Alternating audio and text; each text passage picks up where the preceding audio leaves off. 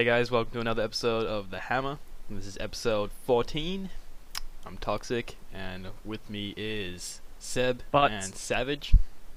Seb, how you going today? Yeah, not too bad. Gotta be able to get through an episode without cracking up. Doubtful. Fair enough.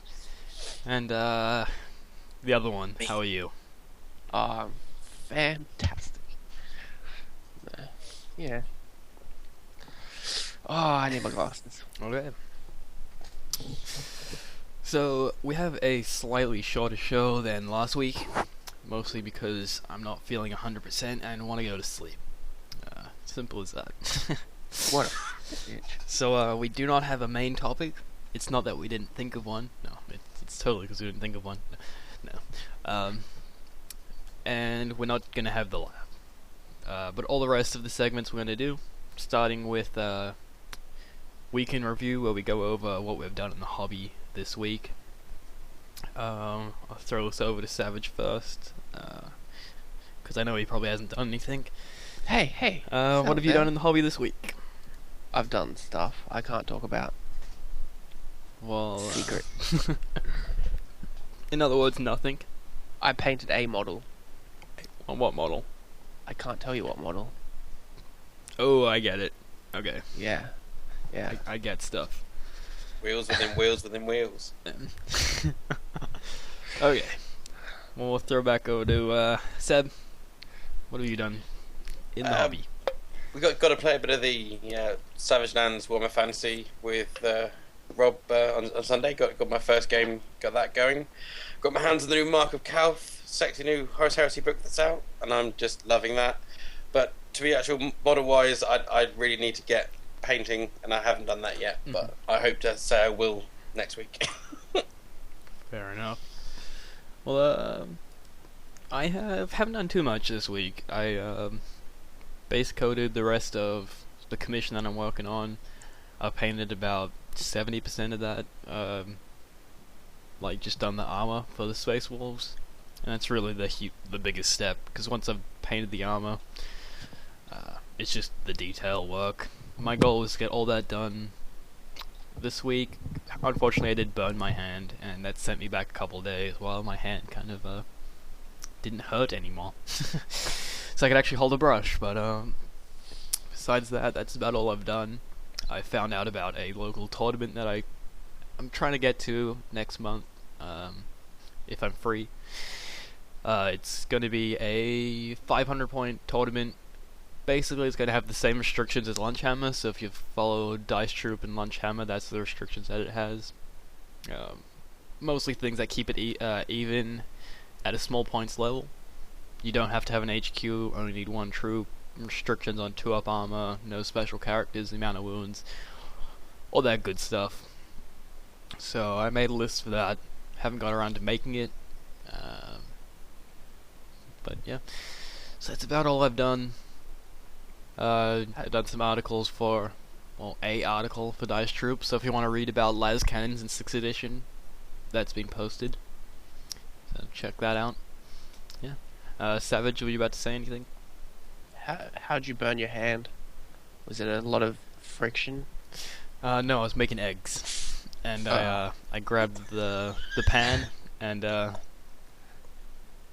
of the handle was a bit too hot, so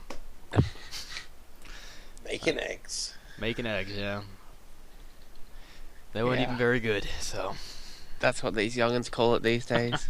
yeah, I was making eggs. Okay, so that's our week in review. So we'll go to News and Rumours with Seb. What do you have for us this week? Okay, so Games Workshop have got many FAQs up. They're FAQing everything fantasy and 40k, and even including Death in the Skies, which is a bit interesting. I think we're going to look at some of the more of the FAQs in a bit more detail next week, because we haven't had a chance to go through them properly yet. Yep. So yeah, that'd be interesting. White Dwarf have got a limited. Well, it's White Dwarf Black Library. We've got a limited edition Catachan Devils T-shirt available to order. That's available to order from today until April the 7th. Okay, I do have a picture of that somewhere. I'm not too organized with my pitches, but is this it here? Yep, there we go. Honest. Yeah. So yes, available from today till the 7th of May, and from small to 5XL, which is even larger than me. It's £30 and only available from blacklibrary.com/White Dwarf. Now, I thought we might want to get into this because it's quite expensive, but it is pretty cool. How do you guys feel? Yeah, I mean I like it. I'm probably not gonna buy it because that's expensive for a T-shirt, but it's awesome. I'm sure we all have T-shirts based on TV shows, movies, games, and things like that. They're awesome. I'm kind of surprised that it's going to be a limited run. Why doesn't Games Workshop get into the clothing or the T-shirt business? Throw a few different Army logos up on a T-shirt and sell them for profit. People are going to buy them. Totally, and you were saying just get someone else to deal with it. They just have to give them the rights to use the stuff, and it'd be fine. Yeah, I mean they're not going to do it because it's just not Games Workshop's way. But why not throw it over one of those companies that does produce T-shirts and has the licensing for. I mean, I recently brought a Star Wars: The Old Republic shirt from. Nice. I don't know who it was, but I brought a Sith Academy shirt, so that's kind of cool. But just things like that. Savage, what are your thoughts on the Games Workshop T-shirt business? Can you pay by PayPass? Wait. Don't buy it? No, buy it. I mean, it's a little expensive, but I dig it. If they start doing that with a little bit cheaper prices, I'd buy them. That's sweet. So, is that like the tin? Is that what it comes in? It looks like it, yeah. Yeah, this little cardboard scroll thing. Yeah. So yeah, that's pretty awesome. Maybe they're putting the feelers out to see how popular Catachans are.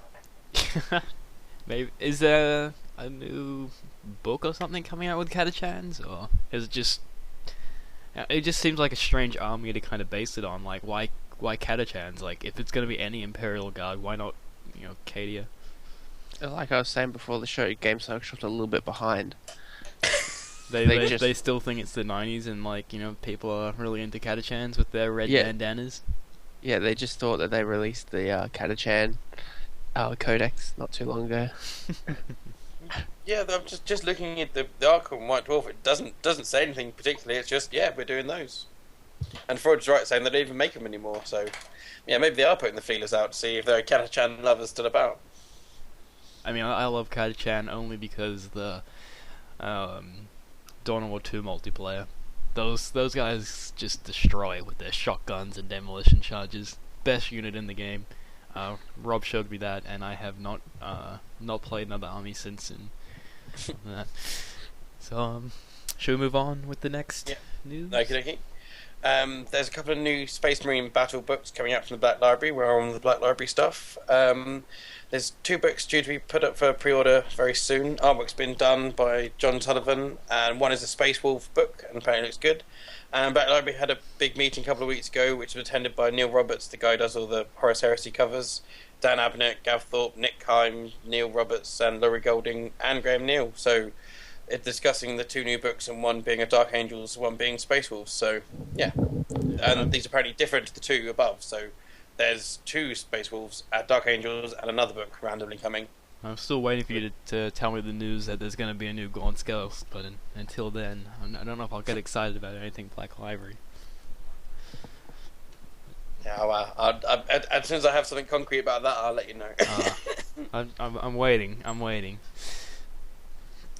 So next thing is there's Dawn of War 3. I know there's been lots of speculation going on about this, but it's gone to being even more of a strong possibility that Relic are making a new Dawn of War game, despite being bought by Sega and then other things happening complicatedly along the way. But maybe Dawn 3 one day, if we keep hoping against hope. Dawn of War 3 forever.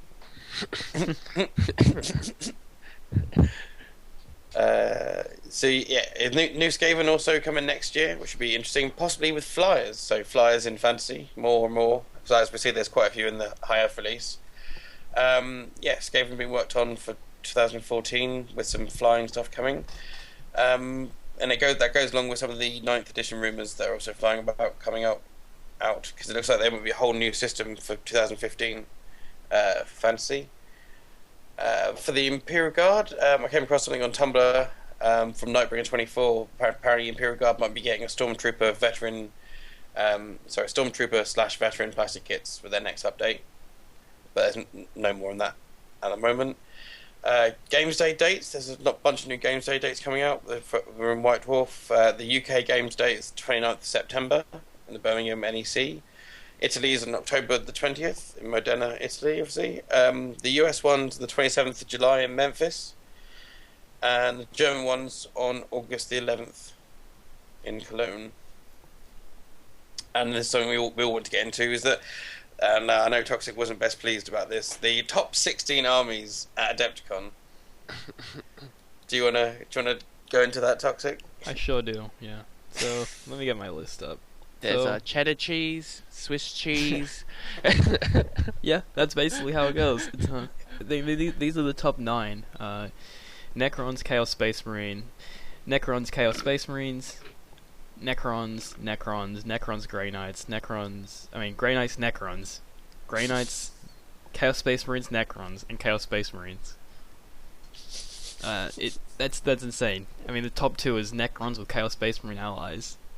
And then Necrons, Grey Knight allies. Grey Knight, Necron allies.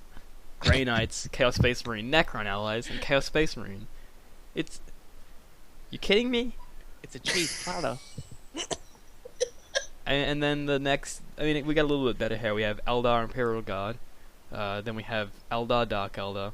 Tyranids, Chaos Demons, Space Marines, Imperial Guard Grey Knights. It's, but those top 9, it makes me want to vomit. It's, Fromage frais. That much cheese will do that to you. Yeah, I found a couple of tournaments that I want to go to in the local area, but this nearly puts me off to see this rubbish. It's, obviously this is the way that tournaments go. Like, you bring the best list to win. But it gets to the point where, are you even playing the 40k hobby, or is this just a system that you can exploit to win games and make yourself feel better? Like, where is that limit where, you're bringing a Necron that are allied with Chaos Space Marines? What the fuck? What? They're both evil. It says they can ally in the rulebook. I know. It's, I don't know.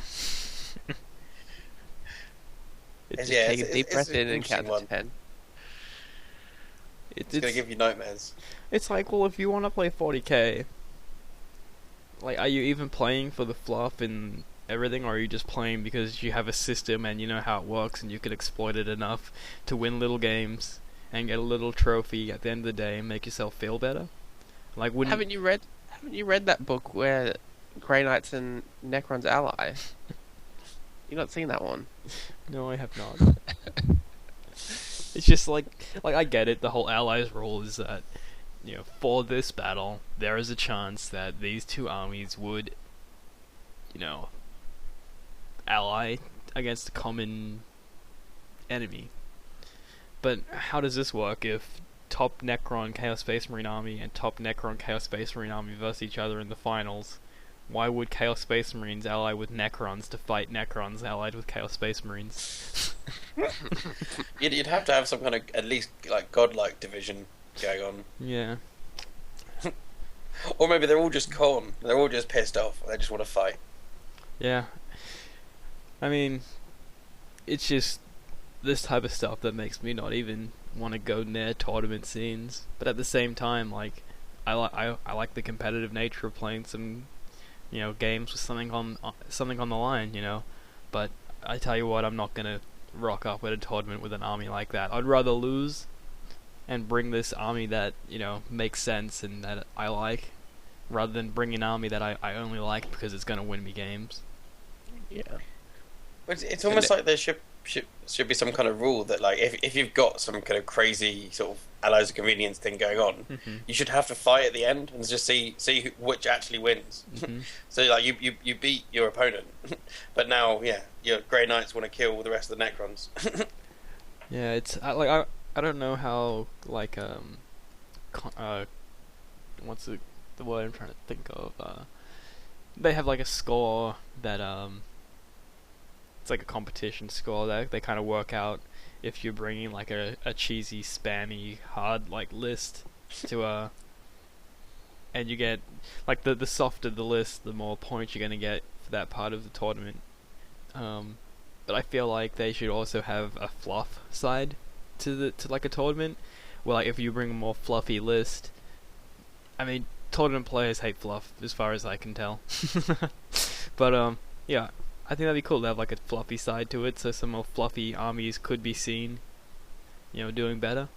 But So now you got to think of your all new Grey Knight Chaos Demon allies force that you're going to bring to the tournament.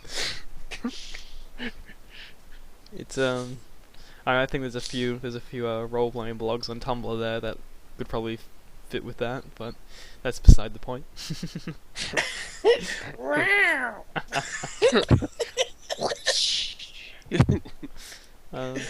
Yeah, I mean, Savage, you don't really go into many tournaments, but you feel about the same way as I do. Yeah, I just don't want to go near tournaments because I know how crap they are. It's not about enjoying the game, it's about winning the game. Yeah, I mean, friends of mine go to tournaments and they show me their lists and I look at it and I'm like, this is crap. Like, you serious? This is your army? Your army consists of, like, it's a good list, but if you, like, is that an actual army? Is your army going to be, like 3 units of 3 Eldar jet bikes and then, it just stupidness like that. But my brain is working too fast right now, and words are trying to get thrown out of my mouth that not fully formed, so I'm gonna leave it at that. Before there's just nothing but white, and then I'll wake up with blood on my hands. Again. A crash jet bike in the bedroom. Yeah, so. Yeah. But this is interesting. When we mentioned the German tournament last week, that just threw the whole matrix of allies out the window. So they kind of looks more that way.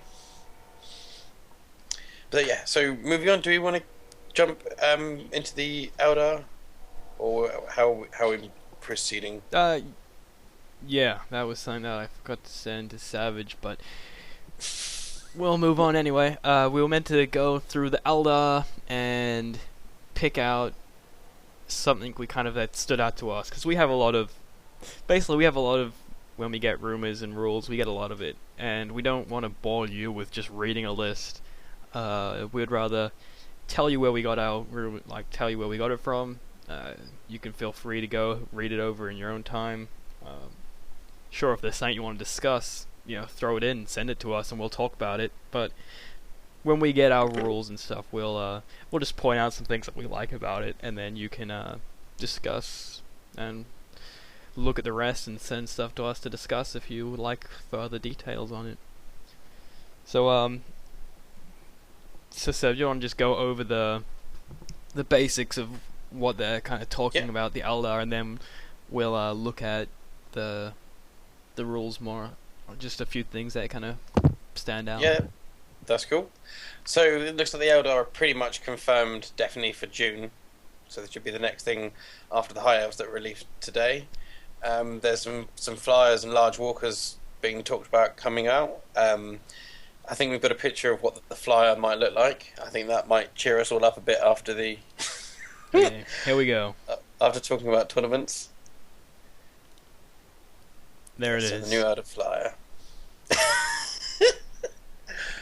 Do you mean it? How does it make you feel? Can't see it yet. Oh. Oh no! Oh no! There you go, Eldar players. That's Can you taste that rainbow? Can you taste it? Taste the rainbow.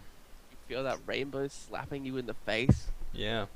Yeah. Long hard. It's essentially a Necron Doom Scythe with a very well endowed pilot. It's a male, a male Necron Tombside. It's I don't think if that's the look that is gonna be, I don't think it's gonna look as bad when we actually get the 3D model. I think it's just the top-down view. I mean, that's it's hilarious, but Would you like to flyer? It's just how much it's just, yeah, they just didn't need the bell flares on the side. It's just I don't know. I'm quite not sure what's going on with that. I think. But yeah, I think they've made that image in the shape of the way they feel about Games Workshop. very possibly.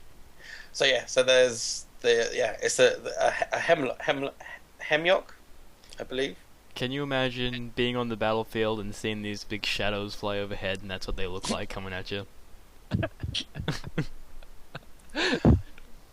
I just love the description I've got here. Overall, the length of the hemlock is longer than the Wave Serpent chassis, although the cockpit is longer than the nose.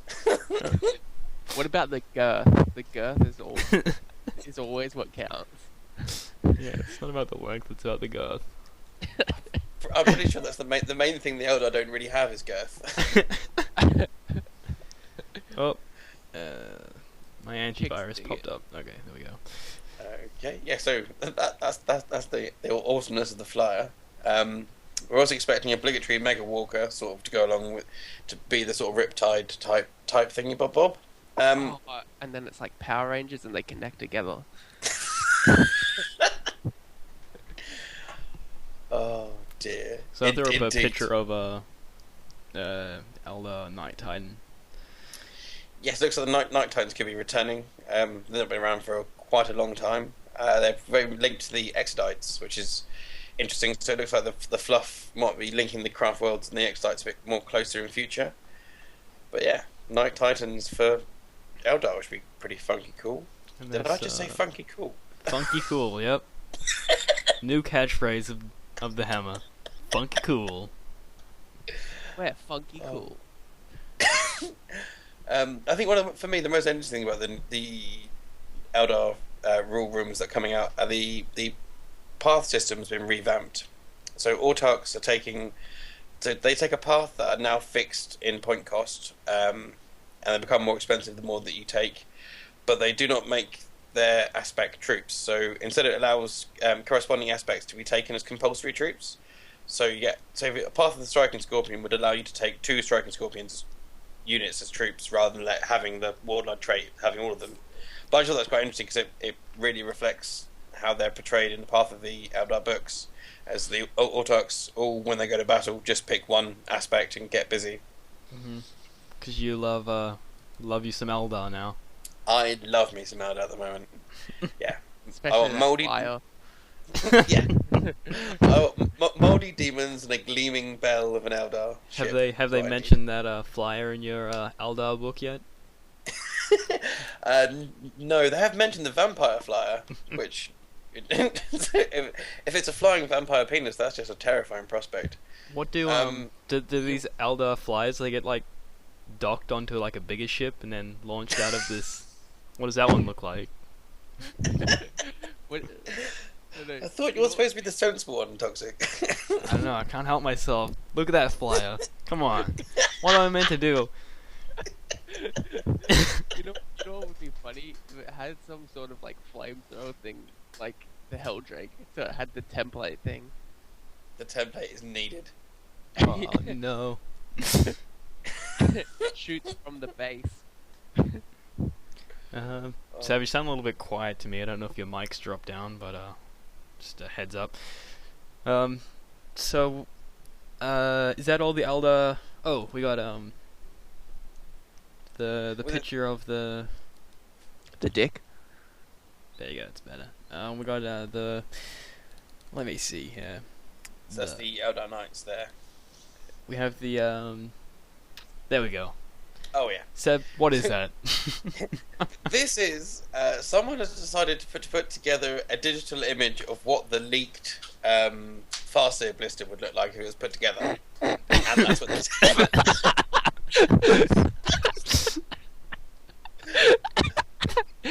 I'm singing in the rain on a glorious day. Yeah, underneath the flyer. It's like the Eldar releases. It's already a joke. Someone put a lot of time and effort into that. I get where it's coming from. Obviously, you can't get too perfect when you're just. I mean, as far as I can tell, it's just you're cutting out what was in the sprue and kind of putting it together on a 2D plane. So it's hard to get the hands right. But I want to just buy that model now and assemble it like that, and just paint it up. And I'll just do like a giveaway on Dice Troop.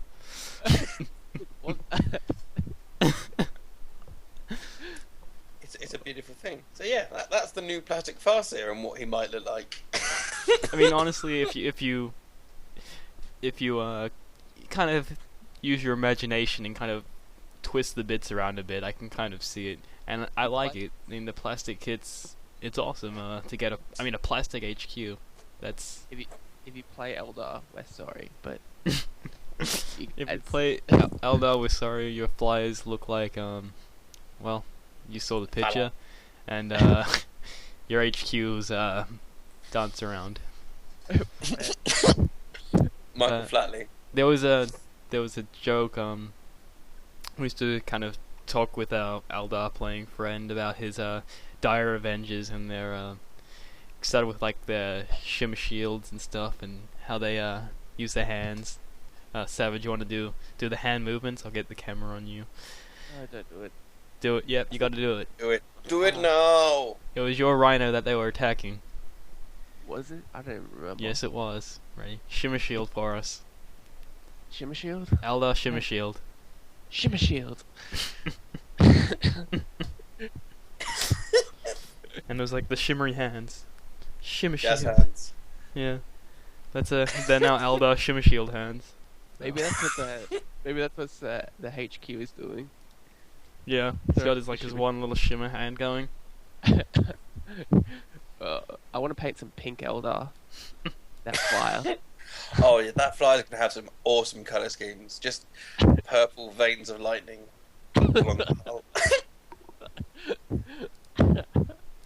we also have a jet bike. Oh, what's this gonna look like? No, the jet bike's not bad.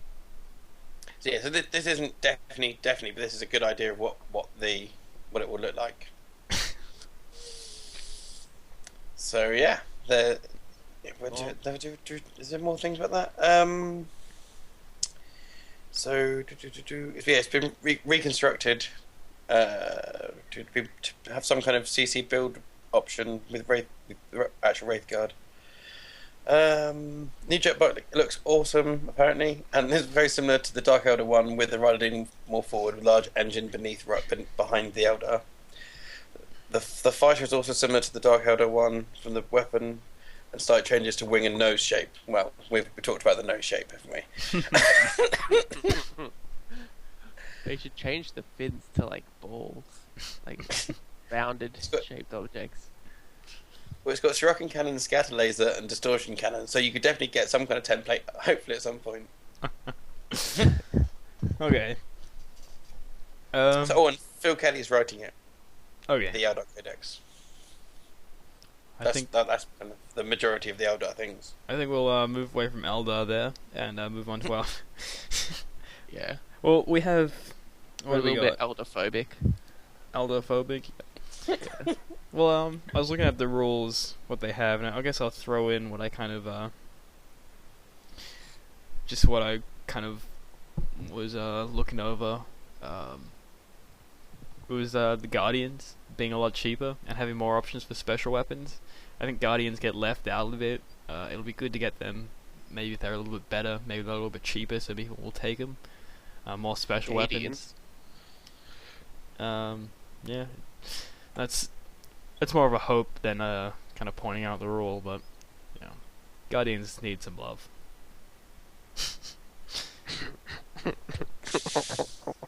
Seb, what about yourself? Are you kind of Well, I'm just intrigued about like I said, about the whole path thing being revamped and you're getting your autarchs fully aspected out. yeah?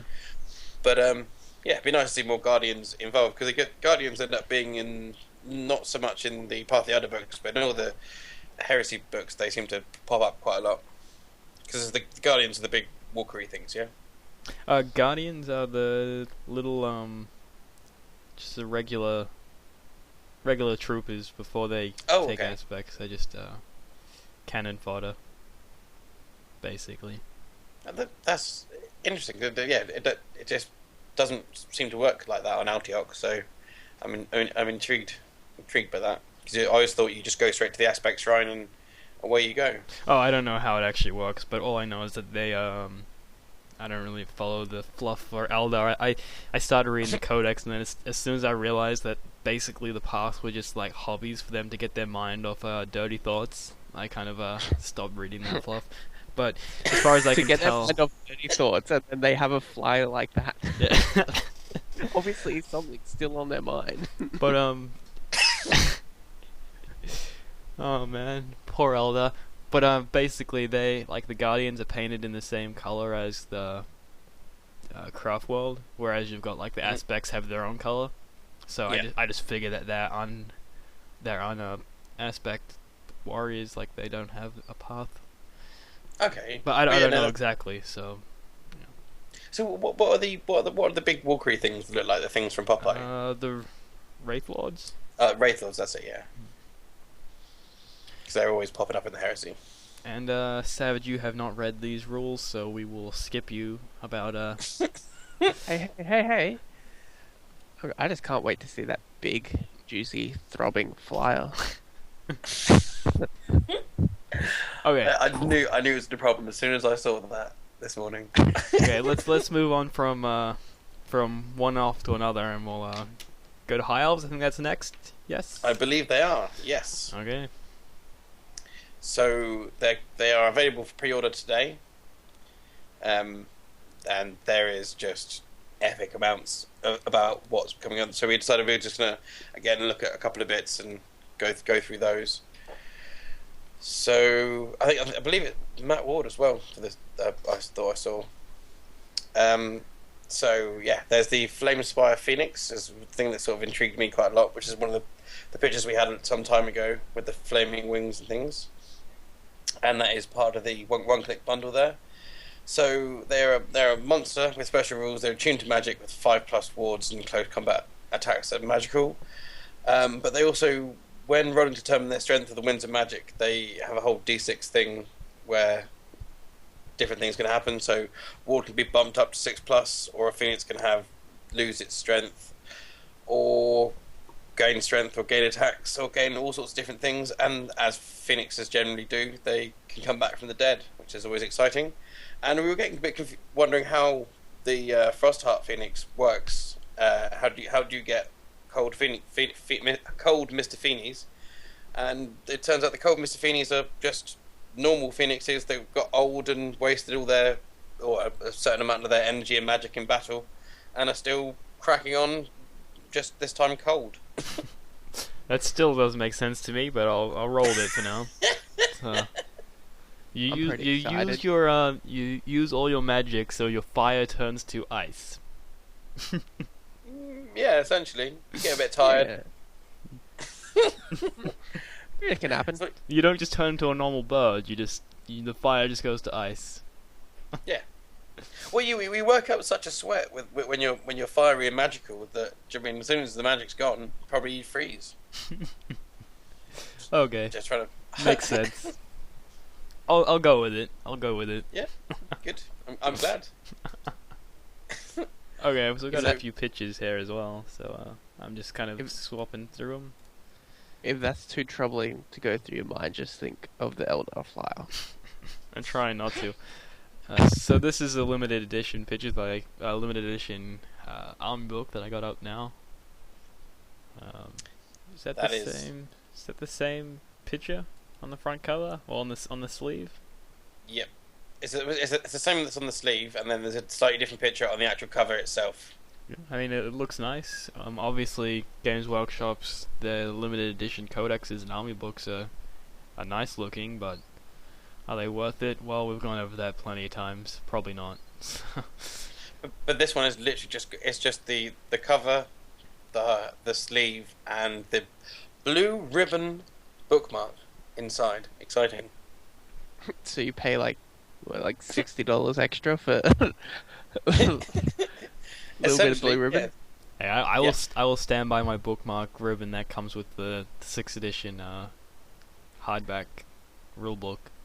Yeah, why didn't they just include that in everything as like a... Because if you don't, if you include it in everything, you can't charge more on certain products.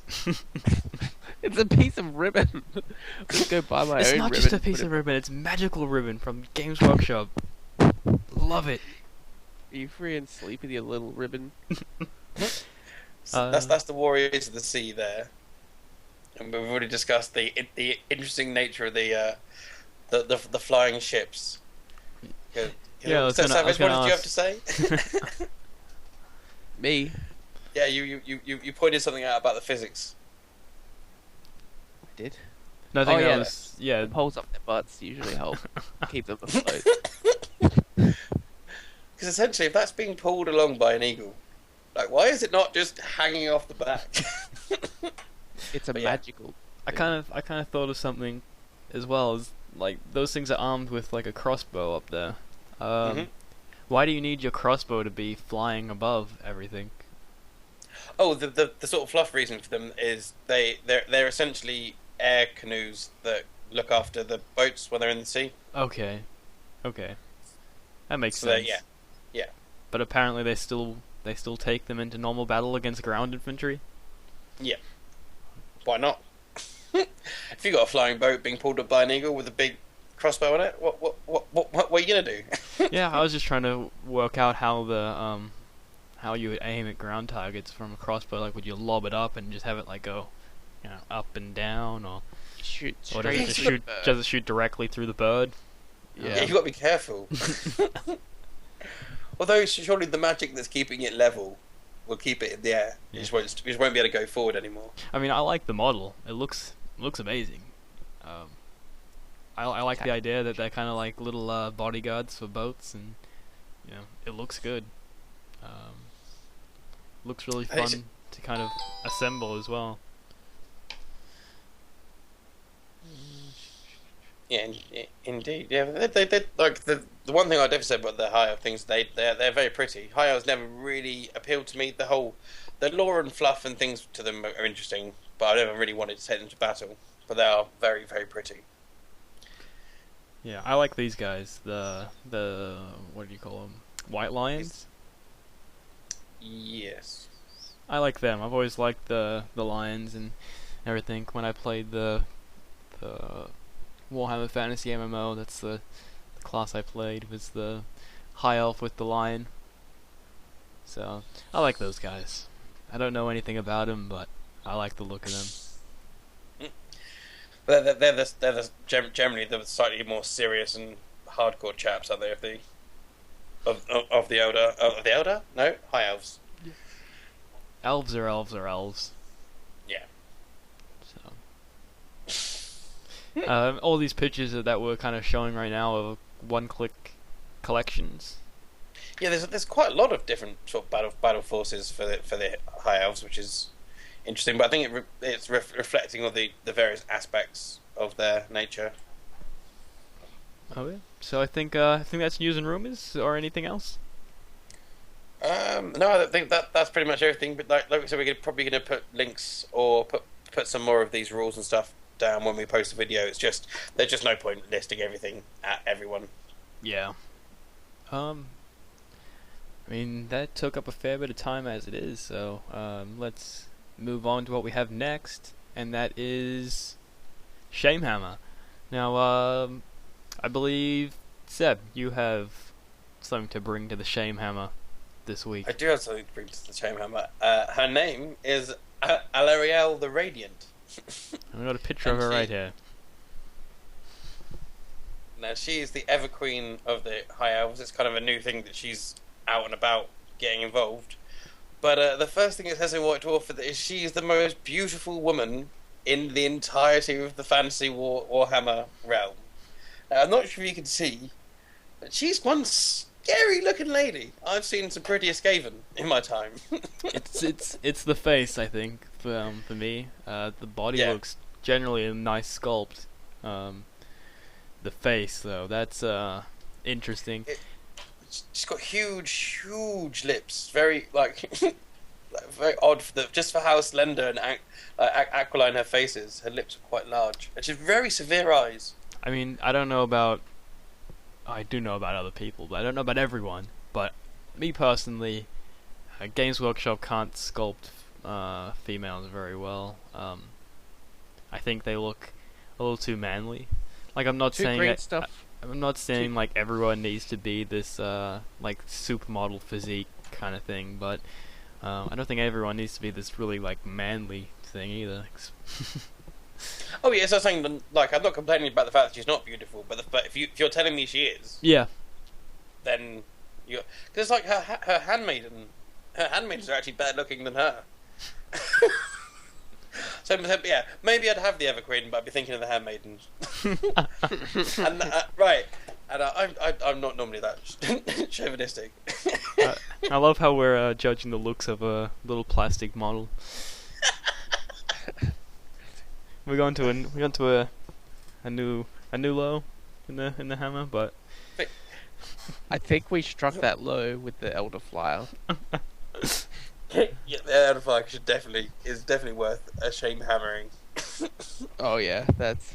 Yeah, I mean, no, I definitely understand. If you're going to be telling everyone that this character is the most attractive female in, the fantasy universe kind of thing, then you got to back that up with a nice looking model, not this fish-lipped,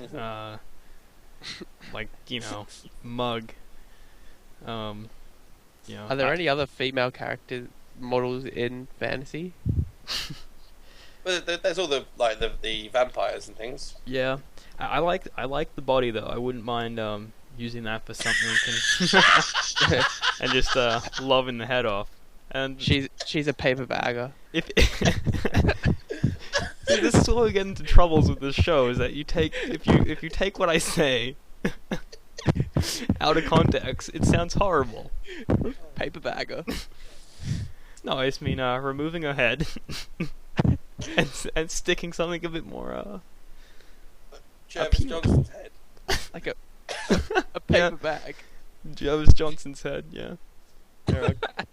Well, his head is everywhere. It's 98%. Let us see, Seb. I got you on your picture up now. There we go. There Most beautiful the myth. fantasy character right there.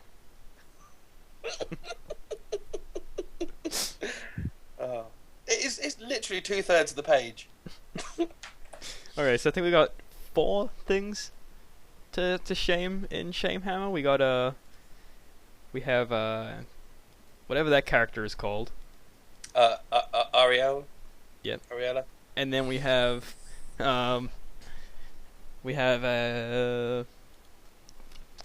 Jervis Johnson getting half the page dedicated to his face. Yep. That's every month. We then have I keep going to that scene. It's the wrong scene. There we go. We then have the Eldar Flyer, which I'll get another picture of now. Oh, that's the wrong Eldar Flyer. This Eldar Flyer. That's the third thing we bring to the Shamehammer. And then I would also like to add the tournament army list, the top 9 tournament army lists at Adepticon to the Shamehammer. So there we go. We have Maybe ourselves. four subjects entering the Shamehammer. So Is the hammer big enough? the hammer is not big enough. That's why we need to cast our votes now of who we want to get hit with the shame hammer this week. Can we fly the Eldar flyer into his mouth and then hit him on the head with it? No. So, Savage, your vote for this week's shame hammer. So what do you got? Jervis we Johnson. have Jervis Johnson's face getting about half a page every month. We have the Eldar flyer. We have the High Elf, most beautiful fantasy character, looks like a fish-lipped. She's a paper bagger. She's a paper bagger. That's horrible. That's When plastic surgery goes wrong. She looks like Pete Joe Burns. Rivers. no. The point is on her is that we're not saying that she's not attractive. We're saying that if you're going to have a fluff about a character that's the most attractive model, like the most attractive person in the fluff, then have the model to back it up. Yeah, because if it was strong and they had really weedy arms, you'd be like, what? And then last we have the top 9 Adepticon armies. So what's your vote, Savage? It's a tough one. A tough one like the Eldar Flyer? That's a solid one there. So is that what your vote's going to be? Yeah, it's gonna be the flyer. Seb? So I want to vote for Johnson, but I'll go for the flyer as well. Which Johnson? Yeah,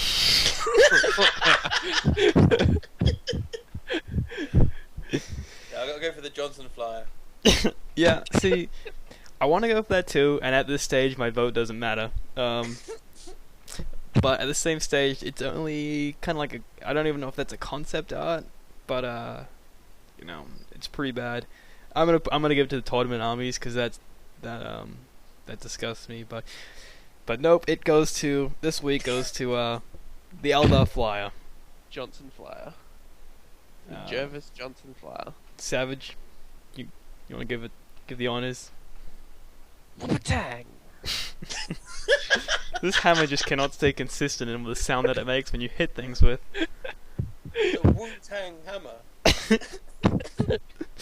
Okay, so moving on, we got Unit of the Week.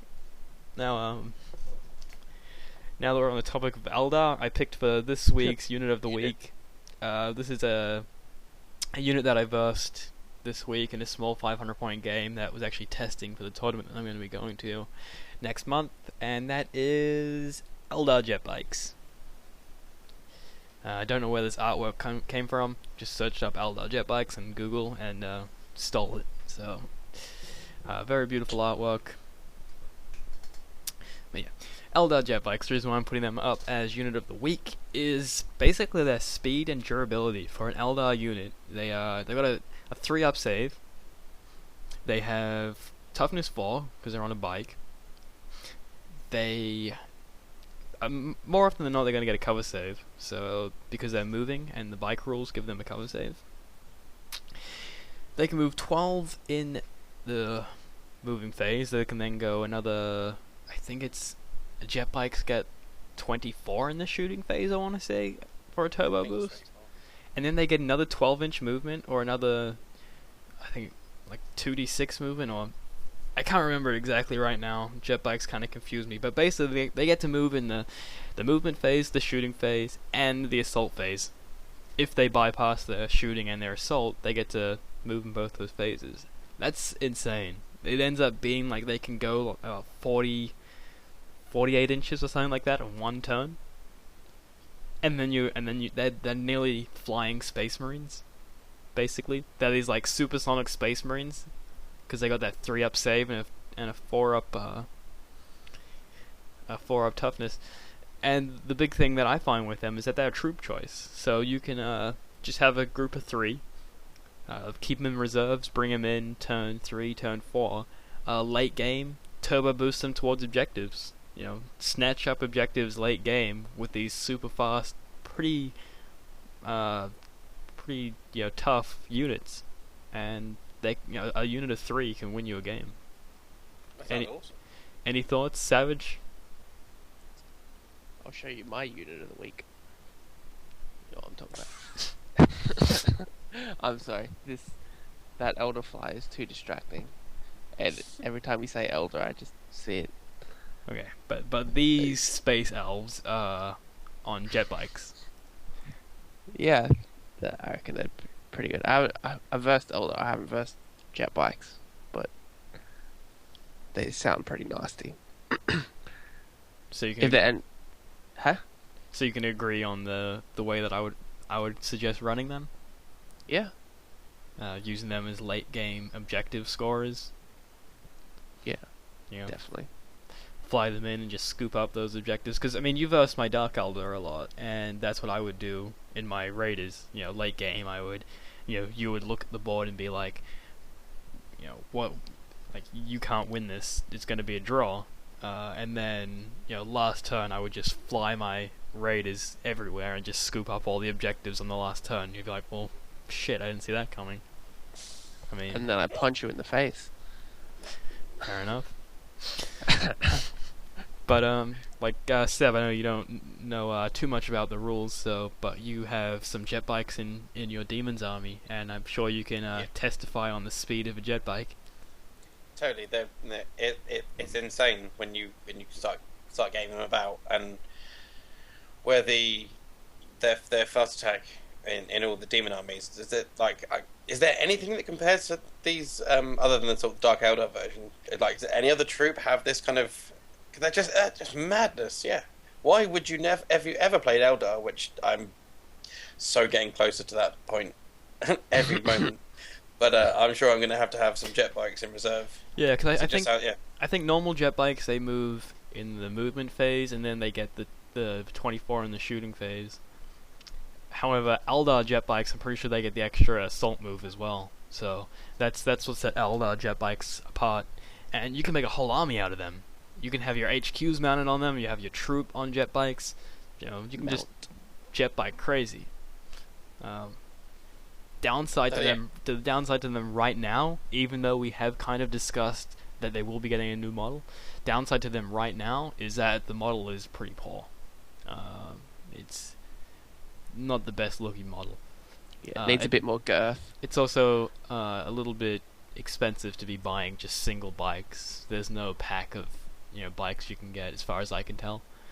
I think they might have a Shining Spear unit or something like that, but the actual Eldar Guardian jet bikes, you could buy one a box, I think. So you're looking at $15-$20 one guy. Yeah, what, £8 one box. Yeah, so you start making a unit out of that, and the cost starts riding up. But great unit.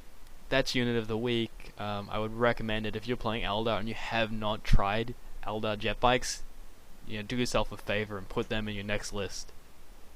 Jump on Vassal and test them out in the game. Those guys are pretty crazy. So we'll move on to our next segment, and this will be our last segment for this week, because we're meant to be doing a shorter show, but out of all the craziness and everything, we're kind of looking at that hour mark again. So anyway, hobby tip of the week. Oh god, I just realized right now we don't have one. The one that we have. I've got one. Yeah, but that's what I said. The one that I tried to throw it out to you, and the one that you gave me was more or less a joke. But look, we'll run with that as it is. So let's see if we can make something useful out of this. Oh, and before I forget, we are getting pitches with Seb in them. Right now, the pitches that we use has just me and Savage, but Seb will be in there soon. It'll be like a Where's Wally kind of thing. It's just been a crazy week to try and get stuff done, so it'll get done. Anyway, hobby tip of the week. Savage, let's hear your hobby tip. Make sure there's a McDonald's that's 24/7 near you.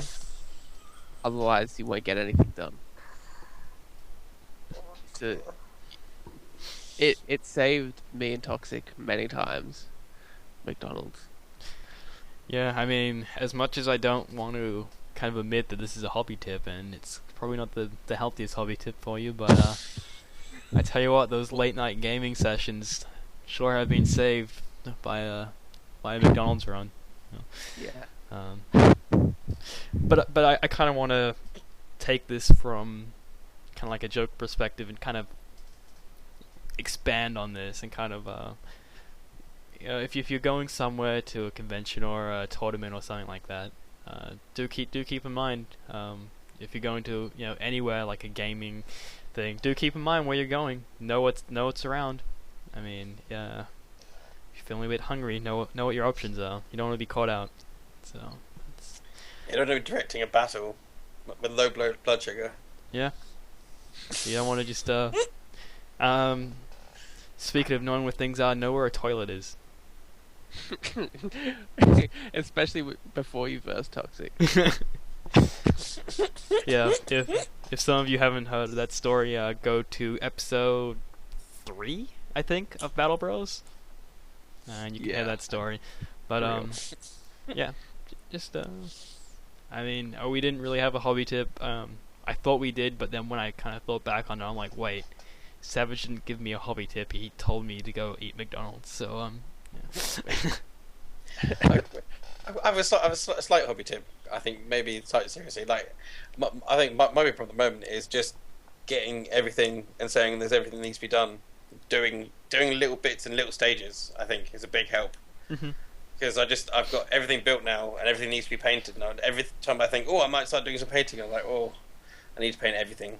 So yeah, break things down into manageable goals, like finding out where McDonald's is, finding out where the models are, finding out where the toilet is. No, I definitely agree with that.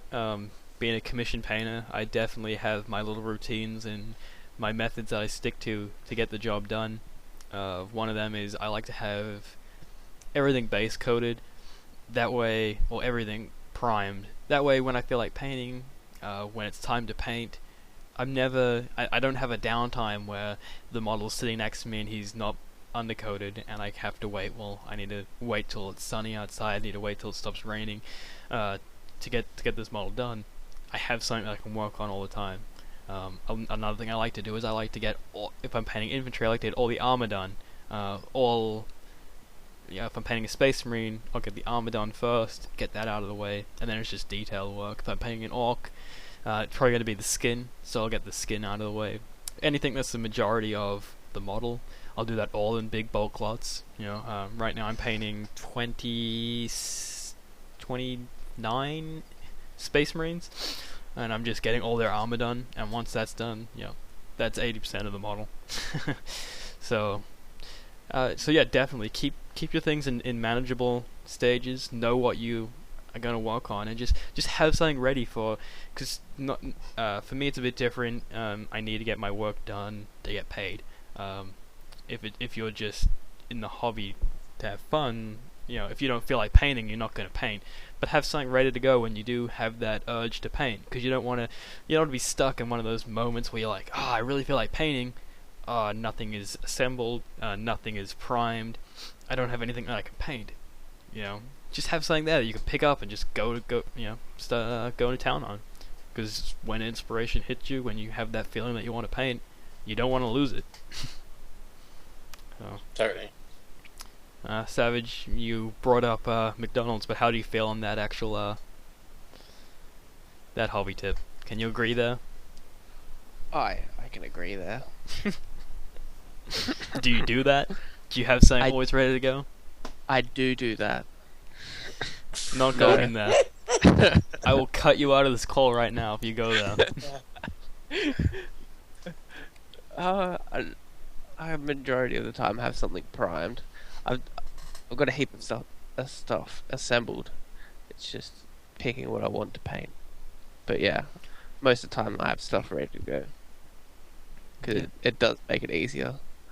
And do you have steps that you always follow, or do you just, to hell with it and just do whatever you want? Yeah, I just do whatever I want. Excommunicated. Yeah. Gone. I don't know, please take me back. Well, because I remember when we would be painting to a deadline for our little our kind of club that we had, we would do. No. We would have little events where we'd have to have stuff painted by a certain time. I would usually get everything done. Savage would pass out underneath my desk with half-finished painted models. So probably not the best one to be giving tips on keeping on schedule. I got it done. It took me all night, but I got it done. No, you would start going all night. You would pass out halfway through the night, fall asleep on the floor of my room, and then you'd wake up in the morning. You'd be like, "When does everyone arrive?" And I'm like, "You got an hour." And then you would start painting. Yeah. And then people would be waiting outside for you, being like, "Where are we having games or not?" I'm like, "Well, just wait a second. He's still painting. He's still getting his models' faces on." Wet paint just plays better. It does. Nothing like roll onto the battlefield with a fresh coat of paint. Okay, so I think we'll move into our outro here. Thanks for bearing with us as we go through this episode. As you can tell, we still haven't fully, got our show sorted. But I hope you can kind of see that we're trying to have a schedule and to have segments and to have things running smoothly. But it's it's harder than it looks, and I think we're doing a pretty good job. Yeah, really doesn't help when you have Savage on your show, but people seem to like him, so I don't think we can get rid of him yet. Oh, brilliant. I just have the best input ever. Yeah. So just like always, Dice Troop, non-profit organization. Donate button on the page if you feel like it. Don't have to. Show's always going to be free. Blah blah blah. You've heard it all before. Again, show's going to be. What do we have going, Seb? This week we have Monday is table talks with Corruption Points and Rob. Indeed. That'd be talking about disputes in games and things. And what do you have going? Fluff talk on Wednesday. Which you might be joining us. So you going on for some Eldar 101, sort of Eldar culture, less about the actual fighting Eldar, but more about how they get down in the craft world. I might join you. Awesome scenes. Yeah, so that, and then it's still another 3 weeks before the next Black Vault, which will be the Path of the Eldar books. So I should be getting Path of the Eldar out of the way so I can get into beautiful Mark of Kauth. And Savage, we say this every show for about 3 weeks now. Tactics videos. When are we gonna get these done? I don't know. When I feel like it. Because I'm gonna be doing more tactics stuff. I posted again my Las Cannons in 6th edition. So that's up now. I have lots of things in my head. It's just a matter of finding a way to get them out on paper. Well, not paper, obviously, because who uses paper when you have computers? I kid. But yeah. So, you should be seeing more tactics stuff from me. At the moment, I'm basically just doing this show. Obviously, it's about all I can handle with it, so. Could I also thank Freuda's Right for her amazing Funky Town hammer song from last week after the show, because it made me die. Yeah, that I did enjoy that. It was it's nice to know that there's people out there that pay attention to us. I guess it makes it all worthwhile. Definitely, we should make Savage sing it. I think so. Punishment. No. Punishment? Punishment. No. No. I don't wanna. Okay. Well, so that was our show again for episode 14. Again, we'll be doing this next week. If you want us to talk about anything, send us messages on Dice Troop, send us things everywhere. Check out Savage's Tumblr, which is Savage Pancake? Is that? Yeah, it is. Something like that. Savage Pancake. We have Seb. You have a couple. You want to say them? DarthSebius.com, SebUlbasaur's TARDIS.tumblr, and PlagueDrainingOn.tumblr. Okay. Mine is Tactician No one Toxic. cares.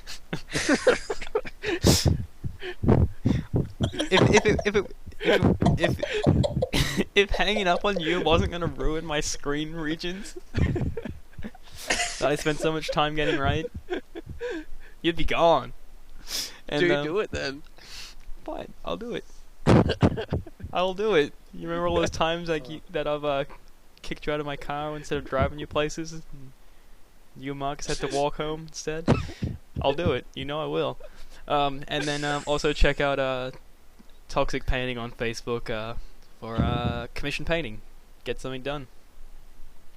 Okay? Okay. Oh, good. Okay, so that's our show. Thanks for watching. Have a good one. Do. Taddy bye.